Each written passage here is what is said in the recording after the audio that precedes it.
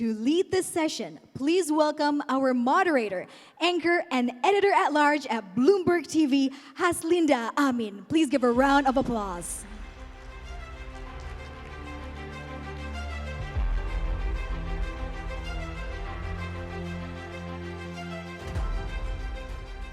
Good afternoon. It is a privilege to be here. Some say that there is a crisis of confidence in Indonesia. There are concerns about governance, transparency, fiscal discipline, and of late, the MSCI says that Indonesia is at risk of being downgraded. It's not a sweet spot to be in.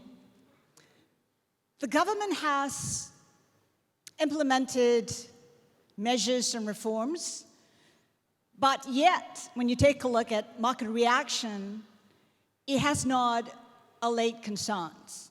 The rupiah is at the weakest level versus the USD. The JCI, Indonesian stocks, are at levels not seen since the Asian financial crisis, and the bond market has not been spared either. Amid that backdrop, investors are looking for clarity, confidence, and they're looking for guardrails. So how does it look for Indonesia in the path ahead? It is my privilege to invite on stage the Finance Minister of Indonesia, Pak Purbaya.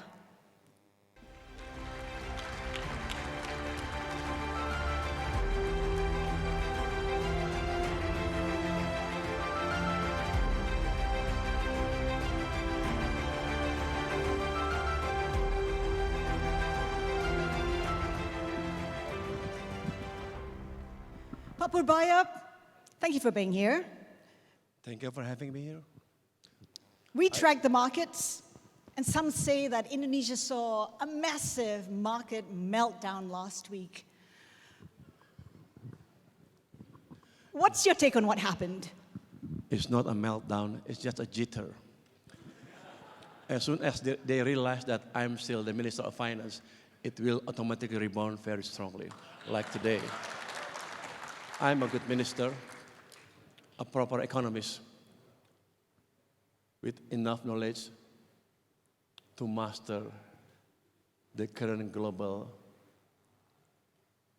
unsteady or unstable global economy. What are investors getting wrong? What are they reading wrong about Indonesia? Why are they so nervous about governance, transparency, and fiscal discipline in the country? Well, in the past 2 years, probably, they've seen the Indonesian economy is continuing slowing down. And the peak at the bottom most of the economic growth was the August last year, when everybody went to the street because their stomach has started to get hurt, no job and everything. So the current government installed me as the Minister of Finance and asked me to change the direction of the economy. Now the economy is moving in the right direction, accelerating on and on. Because of that, they feel that Indonesian economic recovery will be fragile because of past experience. But after 4 months of what's happening in the economy, I think it's clear that the recovery in the economy is robust and it's going to be stronger and stronger.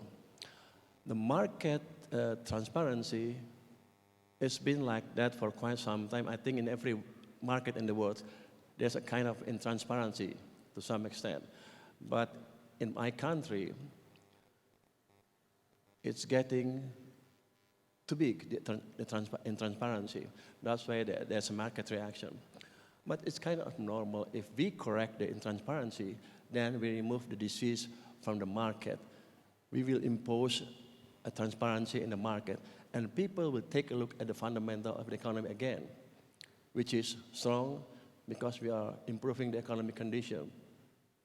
We put enough liquidity in the system, our fiscal stability, our fiscal expand, giving stimulus to the economy, but to the extent not surpassing the limit of 3% of GDP, for example. So despite the stimulus, we maintain the fiscal prudency. compared to Japan, the US, and any other countries in the world, we are quite in a good position. So don't worry about investing in the country. I'm a smart minister. Let's break it all down. I think the most recent development is the MSCI threatening or saying that Indonesia is at risk of being downgraded. What went wrong there? As I told you, the intransparency in the market was quite big. I've told myself to the stock market management at that several months ago to clarify the market from this cooking practice of manipulating prices of shares, but they didn't do anything. So to me, MSCI warning is a good thing because I can write them to clear the market practice toward the better. Are you concerned about a possible downgrade? No, because improving the condition. Unless we ignore the MSCI warning until May, then we have to be concerned.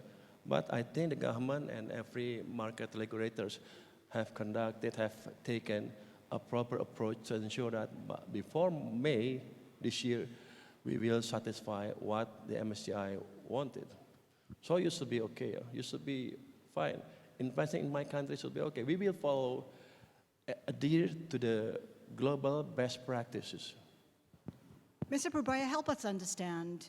We saw the departure, the exit of the CEO of the exchange as well as the financial regulator. Were they at fault? Were they dragging their feet? Why were they made to leave? Where does the fault lie? Don't you think it's a good sign?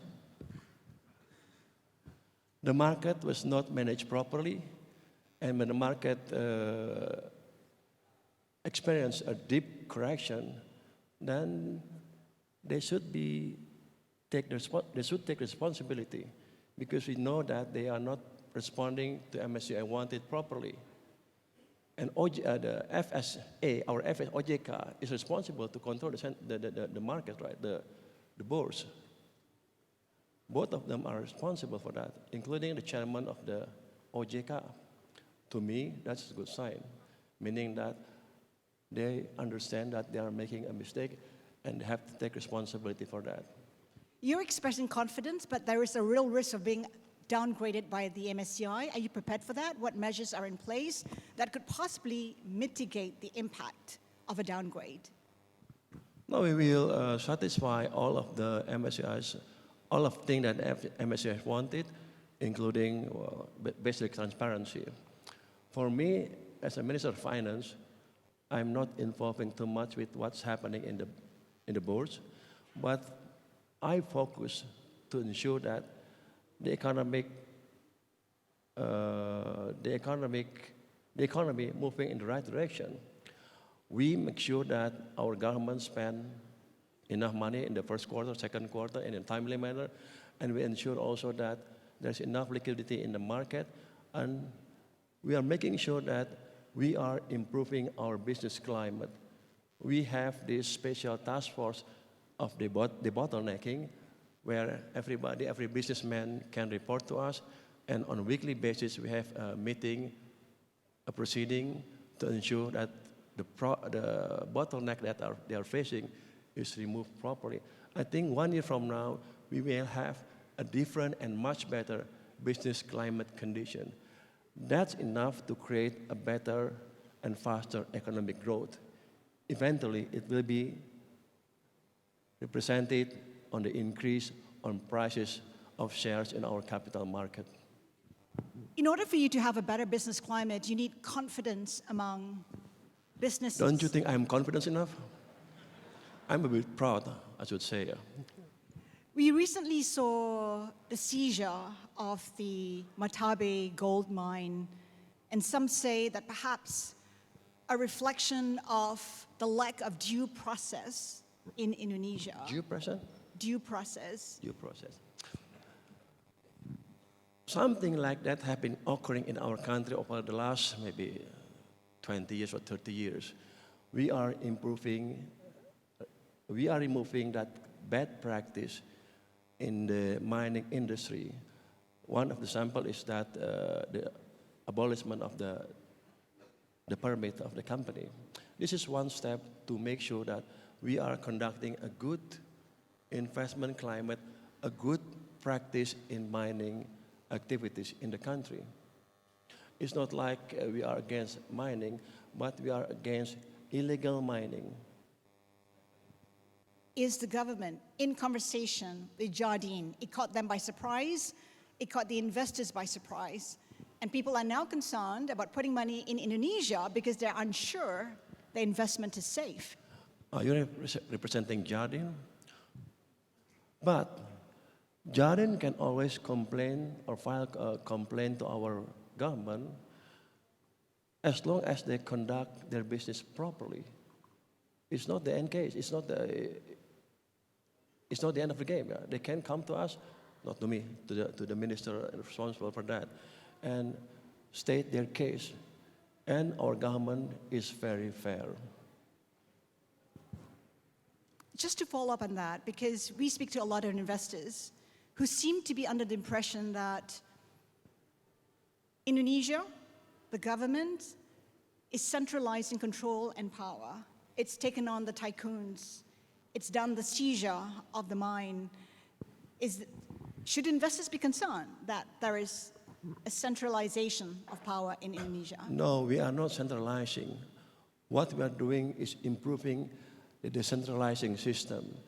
After the crisis, we are conducting this decentralizing system, right? But the practice has been not that good. Many corruption here and there. Yeah? In every region, maybe hundreds of region leaders have been put to jail because of corruption. Now what the president wants to do is improve the practice by absorbing some of the regional activities to the central government. Then the central government implement that money in the same region with central government direction. After they learn from that, I think 5 years from now, we will return the decentralization process as it was, but with better quality, with better management quality. We have to educate our regional leaders. We are not going to centralize again, yeah? Because the amount of money that is spent in the region is actually the same. So you're confident that clarity will come to investors? I'm confident, I'm proud, as I said before. Are you also confident you'll attract the FDI that the country wants? Say it again? The FDI, are you confident? Because right now, Well, investors are just holding FDI, back, sitting on the sidelines. Sure. The FDI will come to the country, to a place where it offers better or best return, right? When our economy grows later at 6, 7 or more %, it offers better return for every investor that comes to the country. So to me, I better focus on improving the economic condition where it automatically will invite them, will attract them to the country. I don't want to go to them and begging them while at the same time the domestic economic condition is not good. So the domestic economic condition, a better domestic economic condition is a must before inviting FDI. When I have a good domestic economic condition, like grow 6 or 7%, it will be easy for me to attract them to the country. At the same time, now I have enough money to push the economy growth towards 6 or 6.5 or 7%. What is the path to growth? What is the path to growth above 5%? Because now the minister is better than before. Second, over the last 20 years, our engine of growth has been crippled. In the first 10 years during Yudhoyono era, it's only the private sector who drove the economy, while the government basically sitting there doing nothing. He didn't build many infrastructures. But during Jokowi era, the other way around occurred. Jokowi built infrastructure everywhere in the country, but the private sector basically a bit dormant because the monetary policy was not supporting the private sector. Now we are trying to move both engine of growth, the government sector and the private sector. With that only, growing above 6% is easy. In addition, I'm improving the business climate. I think after that, growing above 6 is not that difficult. So we are utilizing all of our engine of growth in the economy to make sure that we are growing at full capacity of the economy. Give us a timeline. Do you see... This year, 6%, next year, 6.5%, the following, close to 7%, close to 2029, close to 8%, if I'm still here. So you are confident of achieving that growth target? I'm confident because I've scrutinized the economy for the last 25 years. I'm involved in the first 10 years of Yudhoyono and the first 10 years of the second 10 years of Joko Widodo. I was advisor of President Susilo Bambang Yudhoyono and also the advisor of President Joko Widodo for free. Now I'm get paid. Talk to us about what you see as the challenges that may hinder you getting to the growth target that you've set in mind. Say it again? What are the challenges that you may face in trying to get to the growth target that you have set yourself? Well, the most challenges I think is first bureaucracy. Bureaucracy is a bit difficult to change, but I have the power now to control bureaucracy. Because if, let's say, one minister do not or does not want to do what I told them, I can cut their budget. And the other thing is that synchronization of policy with the central bank and other stakeholders in the country. But right now, our relationship with central bank is at the peak. I go to the central bank maybe every other month to have some free food. MBG saya di situ, makan siang gratis. I go to the central bank and the government will treat me with a good food. At the same time, exchanging views about what policy that we should take moving forward. This is much, much better than before. You often talk about the synchronization between the finance ministry as well as the central bank. What shape will that take in the coming years? What kind of synchronization are you looking at? Because you have suggested that perhaps the mandate of Bank Indonesia should include building growth. Well, that's a good mandate. No, it's in the new law, it will be stipulated in the new law that one of central bank responsibility is also to support growth. But moving forward with a better understanding of monetary and fiscal policy together, we will aim to create a financial condition where private sector can grow properly, and the government also support the growth at a proper level also, while at the same time preventing the economy from getting overheating. This is what the central bank always afraid, our economy growing too fast and create an overheating economy. But with good coordination, I think we can create an optimal growth rate while at the same time preventing the economy from getting overheating. Give us a sense of the role that you see the central bank playing. Because for a central bank to help boost growth in the country, will Bank Indonesia be helping to fund, for instance, government projects? No, the central bank is independent. I'm rich enough, I can issue my bond. Markets still believe me. I don't want to disturb the independence of our central bank by asking them to purchase my bond at the primary market? At primary market. So don't worry. I won't repeat the 2021 burden sharing, where the central bank purchased our bond at zero cost, at zero interest. I'm rich enough to do that now. I can ignore that possibility. So I will leave the central bank independence. I will not disturb their independence.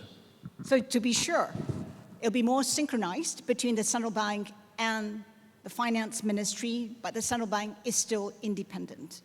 Yeah, it should be like that. The central bank should be independent. The government or Ministry of Finance will not even try to affect the monetary policy.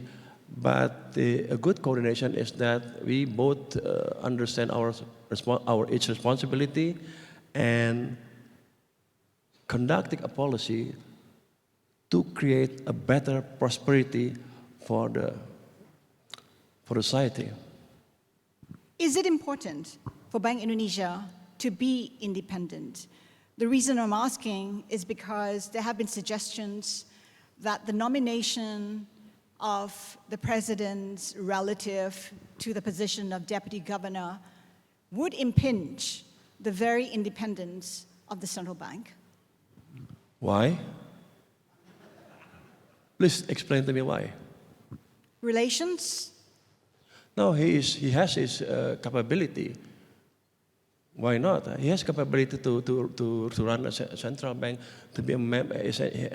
He has enough knowledge to become a member of deputy of governor. I don't think he is below any other deputy governor in the central bank right now.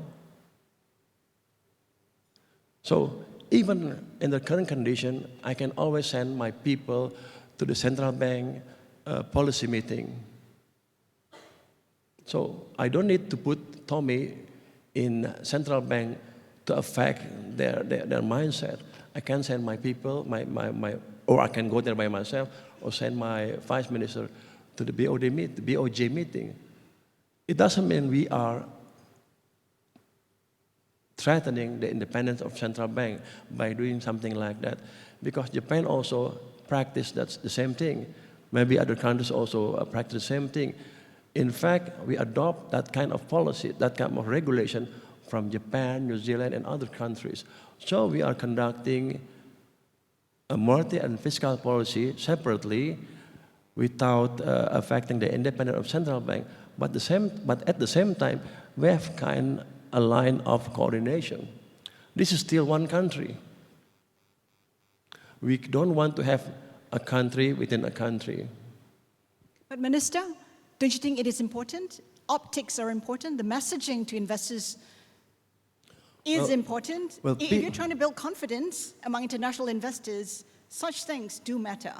Well, if we take a look at the capital market, now it's rebounding. That means that to some extent they receive that condition. But what important is moving forward. Am I going to intervene with the central bank policy or not? Or am I going to use Tommy as a puppet to control central bank for a distance or not? That will be easily seen by any economist or any economist or any commentator or any policymaker. You can see that easily. I'm not going to do that, but I want to make sure that we are working together properly to promote economic growth and prosperity of our society. So there is commitment that Bank Indonesia will remain independent. We'll remain independent, yeah. We'll remain independent. In the past, during 2021 crisis, COVID crisis, there's a thought to abolish the central bank and fire every central bankers at that time and replace with a new one.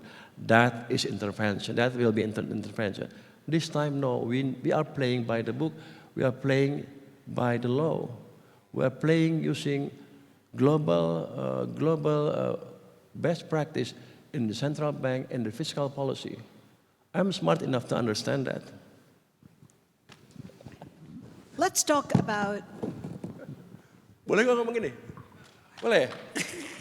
Let's talk about the... Dia nyerang gue terus nih. Lu yang nyuruh ya? Wah, gue udah sakit-sakit disuruh begini. Nih, Pak, Bapak-bapak, saya sakit nih. Tapi Arsat maksa saya ke sini, terpaksa saya datang. Habis itu digebukin kayak gini. Awas lo. Just kidding, of course. It's okay. I want to talk Dia nggak about... ngerti ini. Dia ngerti nggak? Dia nggak ngerti kan? Ah, bagus. Kita kibulin aja dia. Sorry. It's okay. I'd like to talk about. Do you understand Indonesian? I understand bahasa, ya. Nggak apa, Pak. Nggak apa. Let's talk about the Indonesian rupiah. Rupiah? Yes. At the lowest level versus the greenback. Are you comfortable with the weakness in the currency? Do you understand the one only role of our central bank? To control the stability of the currency, not me. You should ask our central banker. As a finance minister, are you comfortable with the level of the currency? I think it's too low compared to its fundamental.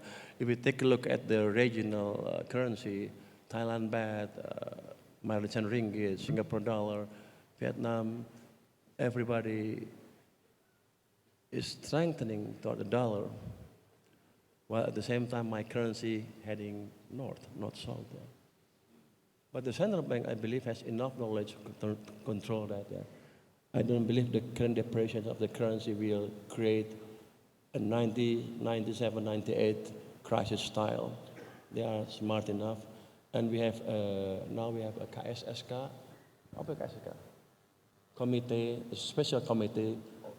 I am the chairman, the member of that committee of the central bank, Minister of Finance, LPS, IDIC, Indonesia Deposit Insurance Company, and our FSA OJK.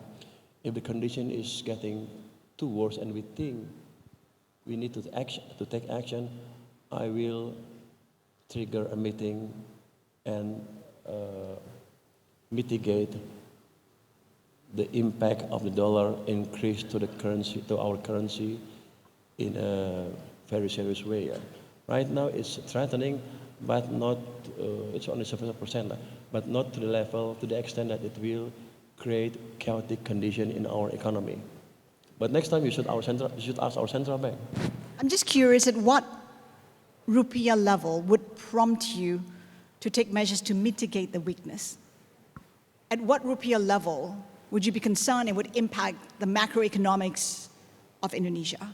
No, Indonesia is weird. Pak, bisa mikrofonnya di... Di sini ya? Ini kalau do, re, mi, fa, sol, la, si, udah penyanyi. Ini kayak penyanyi nih.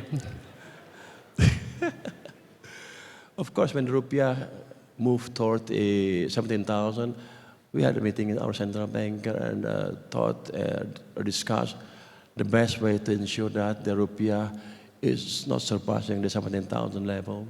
Because Indonesia, even though economically 17,000 will not create a crisis, but we are afraid, most of our population afraid, if the rupiah is weakening too much, they will remember 97, 98 crisis again. It will create a psychological effect to our population.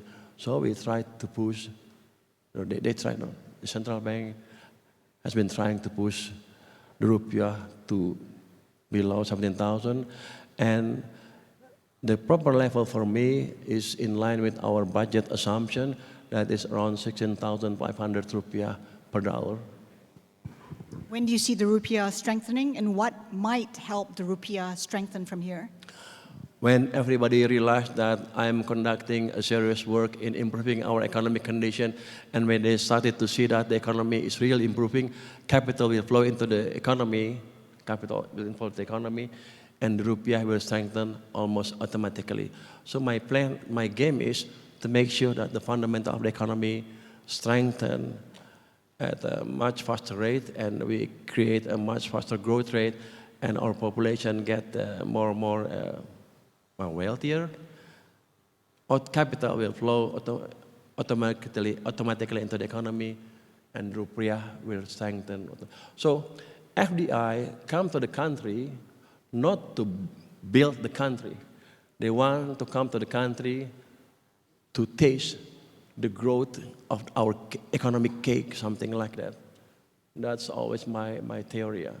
Nobody wants to build my country, who we are. But everybody wants to taste the profit from an economic growth, something like that. That will trigger the FDI to come to the country and the strengthening of the rupiah at the same time. You say that the rupiah is currently not reflecting fundamentals, that it is currently undervalued. If it's reflecting fundamentals of the Indonesian economy, what level should it be? What is fair value for the rupiah right now? I told you 16,500, but you're not satisfied apparently. I think right now going towards 15,000 to the dollar it will be not that difficult if the I cannot talk on the behalf of the central bank, but if I were in their position, that level won't be that difficult to be attained, considering the strengthening of the local regional currency, the rupiah, the Malaysian, Singapore, and the Thai baht, and the Vietnam dong. So we are kind of outlier right now. To me, it's a bit weird, but it's not my job. It's our central bank's job to ensure that rupiah is aligning with other countries in the other countries' currency in the region. Some suggest that the weakness in the currency. Serius banget dia mau nyanyi kesalahan gue terus nih. Ini ujian apa gimana nih? Ini ujian menteri ya? Lolos nggak gue? Minister, some suggest that the weakness in the currency reflects the lack of confidence in the current government. How do you respond to that? It's not properly said, but if I say it openly, it will open weaknesses of someone that I don't want to do. To me, the room for central bank to create a strong rupiah is very, very easy. You know, October, November, December, January, we experience capital inflow. Theoretically, a net capital inflow. Net, theoretically, the rupiah should strengthen. But I don't know why it's weakened. You should ask our central bank. It must be their policy to weaken it a bit. Is there any central banker here? Ada dari BI nggak? Jadi kalau ini ada rekam sih, ada rekam ya. Nggak boleh ngomong gua. That's my political answer. Let's talk about the fiscal deficit cap. Currently stands at 3%. Last year, government spending pushed it to 2.9%, quite close to the max. 2.92. 2.92, very close to the cap. It will end up at 2.88, probably. There's a lot of speculation, and there's even suggestion from the likes of Citibank. Economist from Citibank? Yes. He's not a real economist, he's only a master. You should ask a PhD to answer that question. Suggesting that perhaps you will move your cap beyond 3%. Is there a chance of that happening? I'm the minister, not him. I understand fiscal policy very, very, very well. I learned from the best from everybody in the world about fiscal policy. The reason why last year we pushed the deficit towards the boundary of 3%, because the economy has been slowing since the beginning of the year, maybe since 2024. Deliberately slowed down by our policymaker at that time, and the economy is moving downward. If you learn economy properly, in a downturn, the government should create a counter-cyclical policy to ensure that the downturn is not becoming a recession. We did that. We create stimulus, we expanded our fiscal. We give stimulus to the economy to make sure that economy is returning like that. And it happened in September. We managed to turn around the economic direction. September, October, November, until now. So we pushed the deficit toward the boundary, but at the same time, we managed to limit the deficit not to surpass the 3% level. This is fun. We are successful in creating a turnaround, but at the same time, we managed that 3% level. That's a work of an expert. I don't want to, in the future, I don't want to surpass the 3% level because people like you, media, will crucify me and tell everybody that I don't know my job. He's a full minister, something like that. No, I don't want to play around with that for the time being. But I'm using other instruments to ensure that we can create a faster economic growth. We will still use the government budget, to promote the economic growth, but we understand the limit. What's the deficit to GDP ratio in Singapore now? What's that? Deficit to GDP ratio in Singapore? I don't know, frankly. Maybe close to 3%. How about the US? 5%. How about Japan? Maybe 4%. So everybody has surpassed that. How about countries in Europe? Almost 4%, 5%. We are conducting a much better fiscal policy compared to US, Exactly. Japan, European country. Yet at the same time, we managed to create a turnaround in the economic direction. Pintar nggak gua? So even if Fun. even if growth comes under pressure, Pa, even if growth comes under pressure, even if growth were to disappoint, you will maintain your 3% cap. Is that correct? Why do you think growth will be disappointing? It's a lot of I'm uncertainty. working together with our central bank.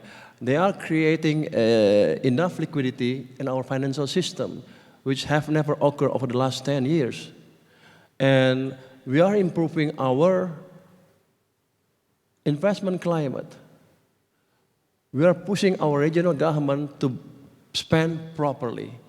We are kicking our other ministers to work properly and spend their money properly. I don't believe our economy will fail to create a faster growth.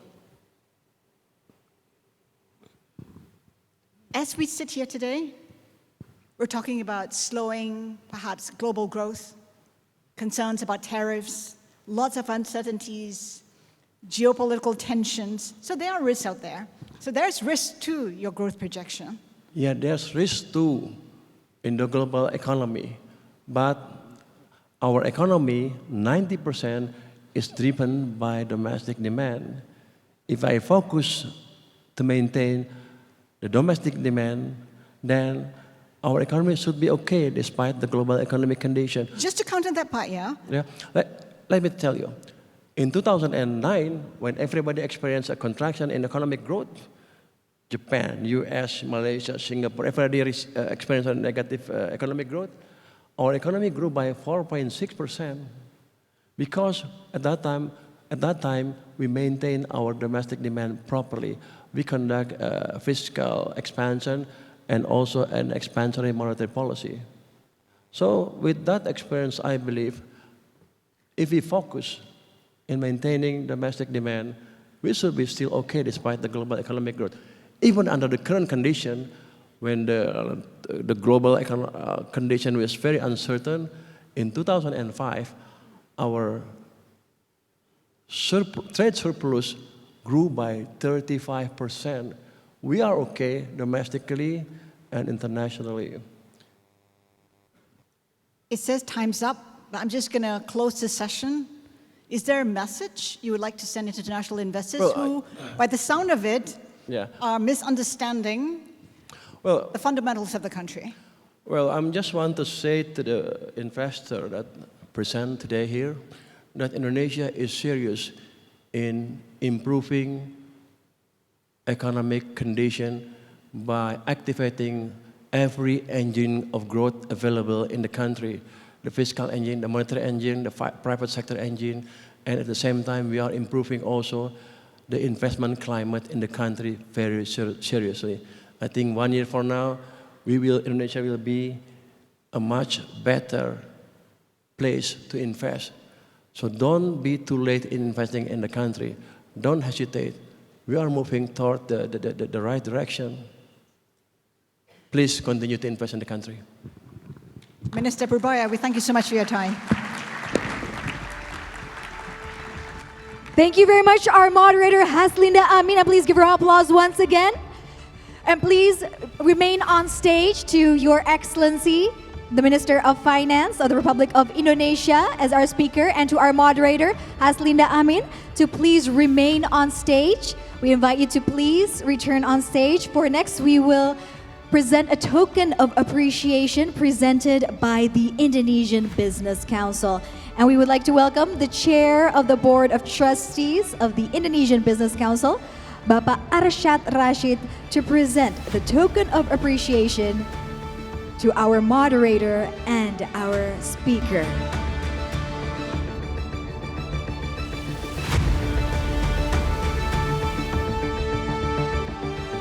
And now we kindly invite you to please take a group photo on stage to commemorate the moment at IES 2026.